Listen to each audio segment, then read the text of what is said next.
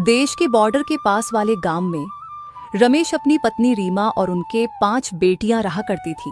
पूजा, काजल, सीमा, गौरी और गुड़िया सभी एक साथ रहा करते थे। रमेश और उसकी पत्नी रीमा दोनों पति पत्नी मिलकर आर्मी कैंप में खाना बनाने का काम किया करते थे। उनके हाथ का खाना आर्मी कैंप वाले लोगों को बहुत पसंद आता था।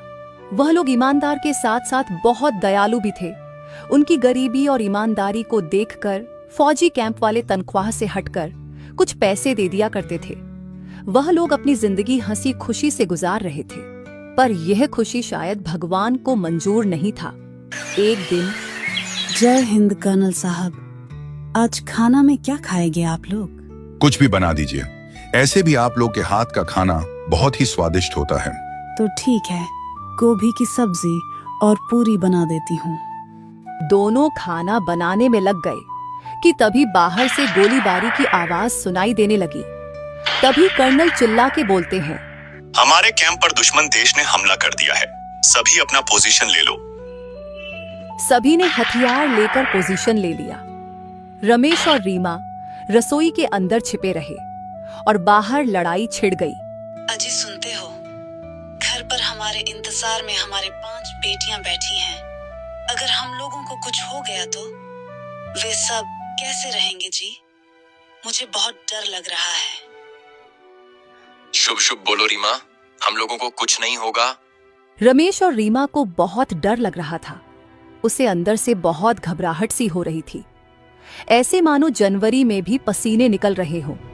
रीमा को ऐसा लग रहा था कि अब जिंदगी आखिरी छोर पर है।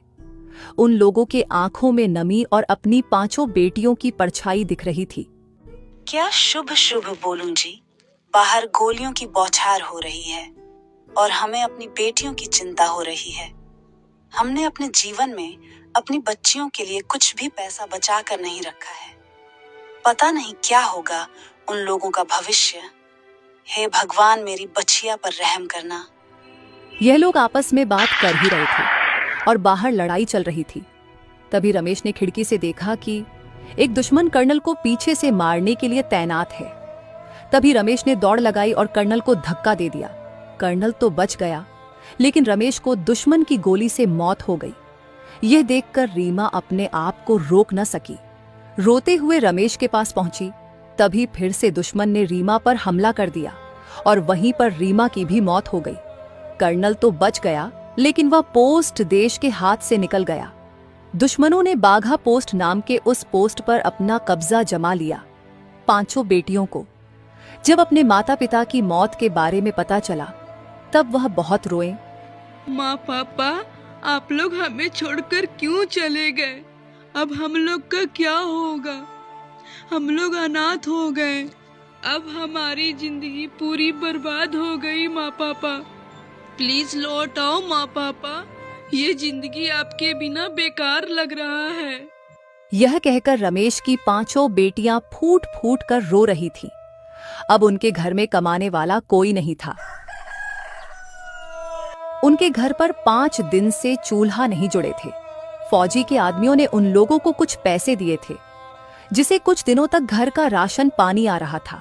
इस गांव में रमेश का बड़ा भाई मुकेश रहता था, जो पैसों से बहुत ही अमीर था, मगर दिल से कठोर और निर्दय था। उनको अपनी 5 भाजियों पर तरस नहीं आई। यहाँ से निकलो, तुम लोग जल्दी निकलो। पर क्यों चाचा? ये घर तो हमारा है। अच्छा, तो कागज दिखाओ जरा। कागज? वो तो नहीं पता कहाँ है। ये देखो, हमारे पास है। तुम्हारे बाप ने घर का कागज गिरवी रखकर हमसे उधार लिया था। उसके हिसाब से ये घर मेरा हुआ। निकलो यहाँ से। ऐसा मत कीजिए चाचा, हम लोग कहाँ जाएंगे? हम लोग पर रहम कीजिए। वह 5 बेटियां बहुत रोए, गिड़गिड़ाए, फिर भी उसके चाचा का दिल नहीं पिघला। वह घर खाली करने को कहकर चले गए। पूजा घर की बड़ी बहन थी और वह अपनी 4 बहनों को संभाल कर रखा था, पर उनकी मां पिताजी का खोने का दर्द अभी भी आंखों में आंसू बनकर बह रहे थे। उसी दिन पूजा के मन में एक जिद चढ़ गई थी। जिन लोगों ने मेरे माँ पिताजी को मारा है, मैं उन्हें नहीं छोड़ूंगी। मैं आर्मी में जाऊंगी और इस मौत का बदला लूंगी। हम भी आर्मी में जाएंगे दीदी, और इस मौत का हम भी बदला लेंगे। इसके बाद पांचों ने खुद ही ट्रेनिंग शुरू कर दी। हर रोज सुबह 5 बजे उठना पड़ेगा और उसके बाद 10 किलोमीटर दौड़ लगानी होगी। उसके बाद घर लौटकर कसरत करनी होगी। पांचों इसी रूटीन से आगे बढ़ने लगे। उधर कर्नल चिंता में पड़ गए। जो लोग लड़ाई में मारे गए थे, उन लोगों का अंतिम संस्कार करने के बाद उनकी आंखों में भी आंसू आ गए। जो लोग आज मर गए हैं उनकी कसम, बाघा पोस्ट वापस हम लेकर ही रहेंगे। लेकिन दुश्मन बहुत शक्तिशाली है और अभी इतनी जवानों को खोने के बाद कर्नल भी थोड़े दिन के लिए चुप बैठ गए। उस तरफ पूजा अपनी बहनों को लेकर हर सुबह ट्रेनिंग करती रही। हर सुबह वह दौड़ने जाते और एक कुत्ता उनका इंतजार करता रहता। पूजा उसको बिस्किट खिलाती। ऐसे उन लोगों को कुत्ते के साथ दोस्ती हो गई। पूजा उसे घर ले आई।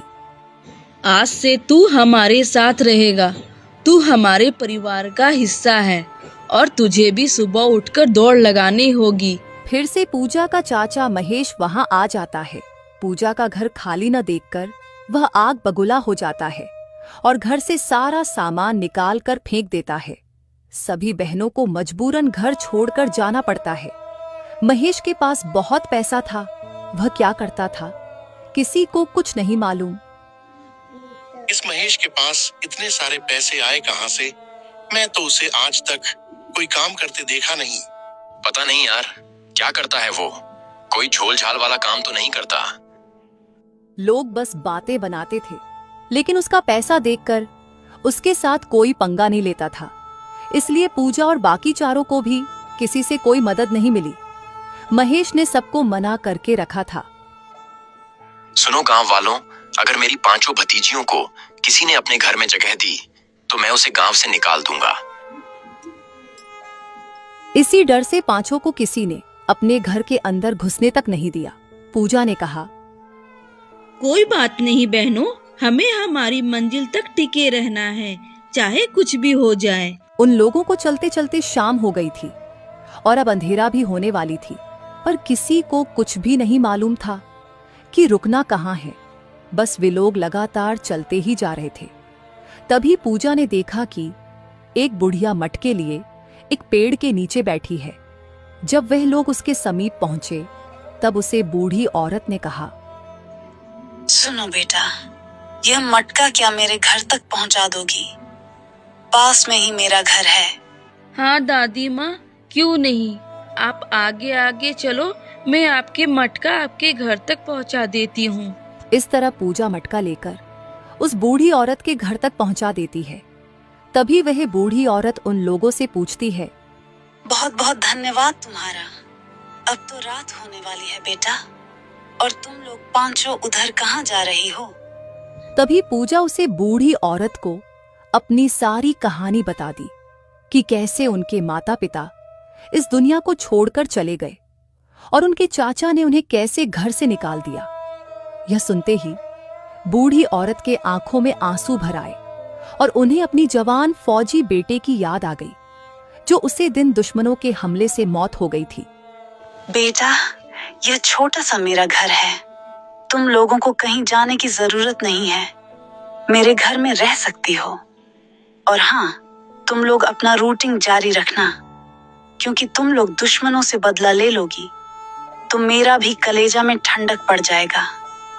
मेरे भी जवान बेटे के उसे हादसे में मौत हो गई थी। ये बात सुनकर पूजा का और भी हौसला बढ़ गया और वह सब अपना रूटिंग जारी रखे। वह लोग और भी ज्यादा मेहनत करने लगे और साथ में बुद्धि अम्मा भी उन लोगों को खाना बनाकर खिलाने में बहुत मदद करती थी। इस तरह से दिन बीतते गए और उधर दूसरी ओर कर्नल लड़ाई के लिए आर्मी जवानों की झुंड इकट्ठे करने लगे। लड़कों, हमें कैसे भी करके बाघा पोस्ट वापस लेना है। क्या तुम लोग मेरे साथ दोगे? Yes sir. कुछ दिनों के अंदर कर्नल ने बाघा पोस्ट पर बैठे हुए दुश्मनों के ऊपर हमला कर दिया, लेकिन पता नहीं कैसे दुश्मनों को पहले से ही इस अटैक के बारे में पता था। वह लोग तैयार होकर ही बैठे हुए थे। कर्नल हार गए। इस बार भी वह मरते मरते बचे उन लोगों को कहां से पता चल गया कि हम अटैक करने वाले? अगर ऐसा ही चलता रहा तो हम बाघा पोस्ट वापस नहीं ले पाएंगे। हमें कुछ करना ही होगा। कर्नल फिर से तैयारी में लग गए। इधर कठिनाई के साथ जूझते जूझते 5 लड़कियां बड़ी होने लगी। वह लोग जवान हो गई और एनसीसी कैंप में भर्ती हो गई। एनसीसी कैंप में मुफ्त में खाना भी मिलता था। उसके कुत्ते को भी खाना मिलता रहा। एनसीसी कैंप में वह कुत्ता भी उन लोगों के साथ ही रहता था। एक दिन एनसीसी कैंप में चोरी हुई। बहुत सारे लोगों का मोबाइल फोन चोरी हो गया। सब लोग परेशान हो गए। तब पूजा ने कुत्ता से कहा, जा मोती, मैंने तुझे ट्रेनिंग दी है, जाओ और चोर को पकड़ कर लाओ। मोती सूंघते सुनते एक तालाब के किनारे पहुंच गया। वहां खुदाई करके देखा गया कि एक प्लास्टिक बैग के अंदर बांधकर सभी मोबाइल फोन को रखा गया था। सबको अपना अपना फोन मिल गया। मोती सूंघते हुए आगे बढ़ा और जंगल में उस चोर को भी ढूंढ निकाला। उसका नाम मुन्ना था।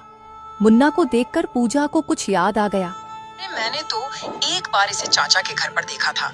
यह चोरी चकारी करता है। इसका मतलब क्या चाचा भी? पूजा चिंता में पड़ गई। कैंप में 5 लड़कियों की और कुत्ते की जय जयकार होने लगी। उसी तरफ कर्नल चिंता में पागल हो रहे थे।